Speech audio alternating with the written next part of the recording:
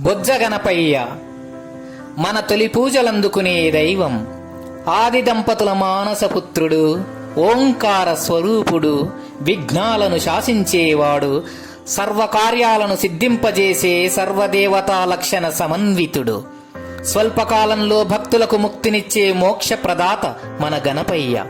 ఏ శుభకార్యం ప్రారంభించినా ముందుగా గణపతికి పూజ చేయాల్సిందే. వ్యాసముని విరచితమైన భగవద్గీతను లిఖించిన వాడు మన లంబోదరుడు. తలచిన కార్యక్రమాలు నిర్విఘ్నంగా సాగాలంటే ఆ విఘ్ననాయకుని అనుగ్రహం తప్పనిసరిగా కావాల్సిందే.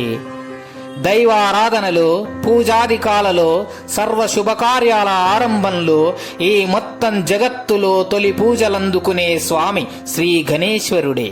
అందుకే ఆయన్ని జ్యేష్ఠరాజం బ్రహ్మాణం అన్నది వేదం.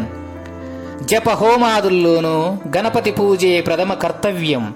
నిర్విఘ్నం కురు మే దేవా సర్వకార్యేషు సర్వదా అనేది అందుకే. అమ్మ చేతిలో పసుపు ముద్దగా అవతరించి పసుపు గణపతిగా మనందరి పూజలందుకుంటున్న గణపతి స్వామి విఘ్న నివారకుడు మాత్రమే కాదు, విద్యా ప్రదాత కూడా. అందుకే కోరిన విద్యలకెల్ల ఒజ్జయ్యుండెడి పార్వతీ తనయ ఓయి గణాధిప నీకు మృక్కెదన్ అంటూ మనం గణపతిని ప్రార్థిస్తూ ఉంటాము. జై బోలో గణేష్ మహారాజ్ కీ జై.